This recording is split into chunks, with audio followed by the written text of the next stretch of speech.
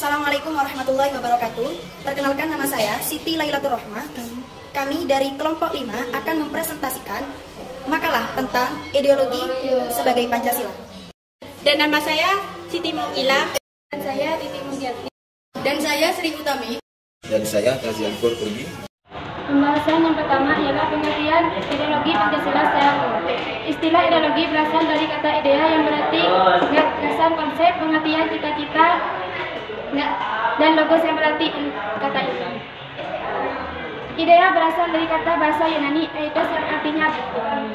Di samping itu ada kata ide yang artinya melihat. Maka secara harfiah, ideologi berarti ilmu pengetahuan tentang ide-ide atau ajaran tentang pengertian-pengertian dasar. Dalam pengertian sehari-hari, idea juga disamakan dengan cita-cita yang mana cita-cita tersebut harus dicapai, sehingga cita-cita yang bersifat tetap itu sekaligus merupakan dasar pandangan atau paham. Memang pada hakikatnya, antara dasar dan cita-cita itu sebenarnya dapat merupakan satu kesatuan. Dasar ditetapkan karena ada cita-cita yang mau dicapai. Yang kedua adalah macam-macam ideologi. Ideologi terbuka dan ideologi tertutup. Ideologi tertutup itu merupakan suatu sistem pemikiran tertutup. Suatu ideologi tertutup dapat dikenali dari beberapa ciri khas. Ideologi itu bukan cita-cita yang sudah hidup dalam masyarakat, melainkan merupakan cita-cita satu kelompok orang yang mendasari suatu program untuk mengubah dan memperbarui masyarakat. Dengan demikian adalah menjadi ciri ideologi tertutup bahwa atas nama ideologi dibenarkan pengorbanan-pengorbanan yang dibebankan kepada masyarakat demi ideologi. Masyarakat harus berkorban dan bersedia untuk menilai kepercayaan ideologi para warga masyarakat serta kesetiaannya masing-masing sebagai warga masyarakat. Sesuatu yang berlaku bagi ideologi tertutup tidak berlaku bagi ideologi terbuka. Ciri khas ideologi terbuka adalah bahwa nilai-nilai dan cita-citanya tidak dipaksakan dari luar, melainkan digali dan diambil suatu kekayaan rohani, moral, dan budaya masyarakat itu sendiri. Dasarnya bukan keyakinan ideologi sekelompok orang, melainkan hasil masyarakat dan konsensus dari masyarakat tersebut. Ideologi terbuka tidak diciptakan oleh negara, melainkan digali dan ditemukan dalam masyarakat itu sendiri. Oleh karena itu, ideologi terbuka adalah milik seluruh rakyat dan masyarakat dalam menemukan dirinya, kepribadian dirinya di dalam ideologi tersebut. Ideologi terbuka tidak hanya dapat dibenarkan, melainkan dibutuhkan. Kiranya di dalam suatu sistem politik yang tidak ideologis dalam artian merupakan ideologi tertutup, tidak akan menemukan bahwa penyelenggaraan negara berdasarkan pandangan-pandangan dan nilai-nilai tertentu. Kadang-kadang dalam normatif itu tidak dirumuskan secara eksplisit, akan tetapi dalam negara dan undang-undang dasar konstitusi memuat bagian yang merumuskan dalam normatif itu dalam pula disebut filsafat negara. Dan ini merupakan kesepakatan bersama dan berlandaskan kepada nilai-nilai dasar cita-cita masyarakat. Dengan demikian, maka merupakan ciri ideologi terbuka, yakni isinya tidak operasional. Ia baru jadi operasional apabila sudah dijabarkan kepada perangkat yang merupakan konstitusi atau peraturan perundang-undangan lainnya. Oleh karena itu, setiap generasi baru dapat menggali kembali dalam dasar filsafat negara itu untuk menemukan apa implikasinya bagi situasi atau zaman itu masing-masing. Ketiga, peranan ideologi bagi bangsa dan negara. Peranan ideologi bagi suatu bangsa menurut Jean-Pierre Pelricor adalah sebagai berikut. A. Sebagai jawaban atas kebutuhan akan citra atau jati diri suatu kelompok manusia, sosial, komunitas, organisasi, atau bangsa. 2. Untuk menjabatani founding father atau para pendiri bangsa dan generasi penerus. 3. Menanamkan keyakinan akan kebenaran perjuangan kelompok yang berpegang pada ideologi tersebut. 4. Sebagai suatu kode atau keyakinan para pendiri yang menguasai dan mempengaruhi seluruh kegiatan sosial. Adapun secara umum, ideologi bagi suatu bangsa memiliki peranan sebagai berikut. A. Menentukan eksistensi suatu bangsa di mana tanpa ideologi suatu bangsa akan kehilangan arah, tujuan, dan strategi mewujudkan tujuannya.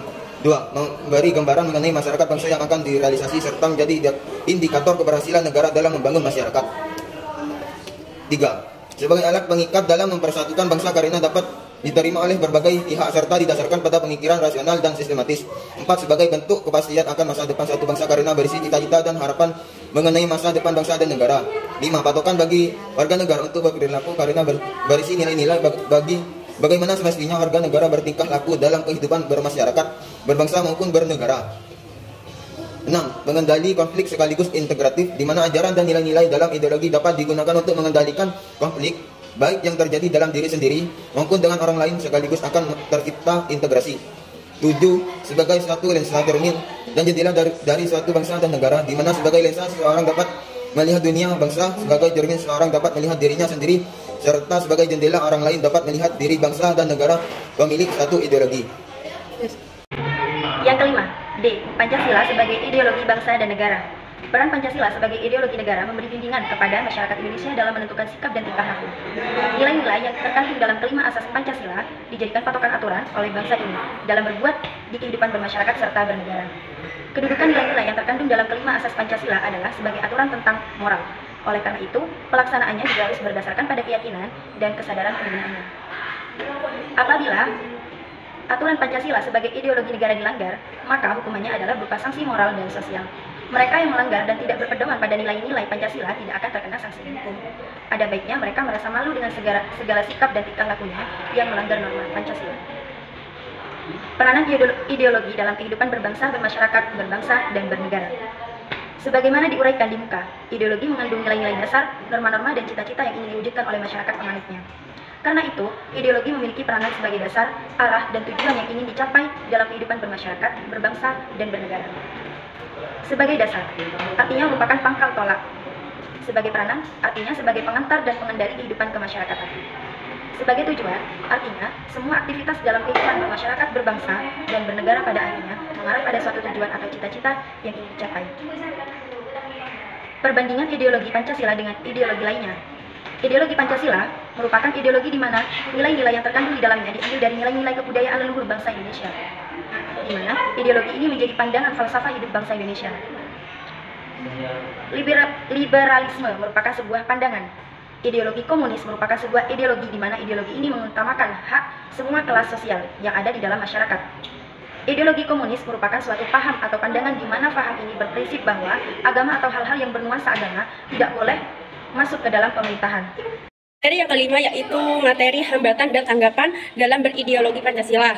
Yang pertama, hambatan. Hambatan muncul karena adanya perbedaan aliran pemikiran, misalnya paham individualisme dan paham golongan. Menurut paham individualisme, negara adalah masyarakat hukum yang disusun atas kontrak semua individu dalam masyarakat atau kontrak sosial. Di sini kepentingan harkat dan martabat manusia dijunjung tinggi. Hak kebebasan di individu hanya dibatasi oleh hak yang sama yang dimiliki individu lain, bukan oleh kepentingan masyarakat. Sedangkan menurut paham golongan, negara adalah suatu susunan golongan untuk menindas kelas lain.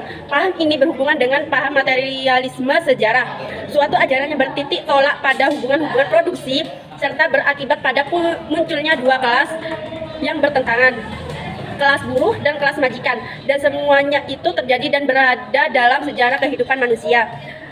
Selanjutnya yang kedua, perbedaan kepentingan. Pengalaman sejarah menunjukkan bahwa penafsiran Pancasila secara subjektif dan kepentingan sendiri sama dengan membuat kabur Pancasila dan menjadi tidak bermakna. Perbedaan kepentingan ini dapat disebabkan oleh adanya perbedaan pola pikir masing-masing kekuatan politik dan golongan atau kelompok dalam masyarakat. Yang ketiga, bentuk-bentuk ancaman. Ada beberapa bentuk ancaman terhadap ideologi Pancasila, yaitu yang pertama, isu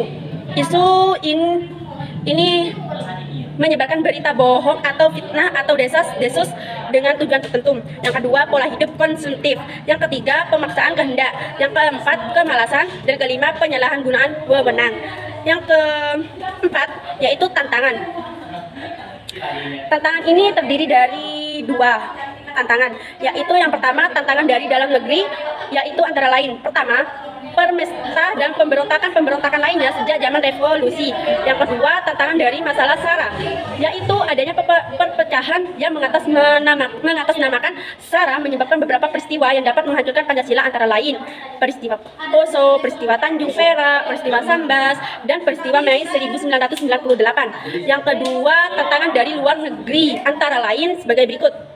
Yang pertama, adanya tantangan dari ideologi lain yang ingin mengganti ideologi Pancasila dengan ideologi lain. Misalnya, ideologi komunisme dalam peristiwa PKI Madiun dan pemberontakan G30 atau PKI.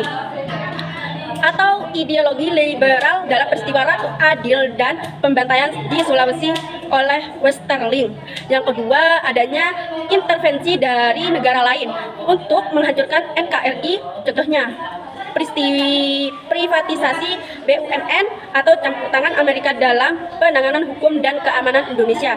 Oleh karena itu, Pancasila bagaimanapun juga akan berusaha untuk tetap mempertahankan diri dari segala macam tantangan tersebut dengan kelangsungan negara Indonesia.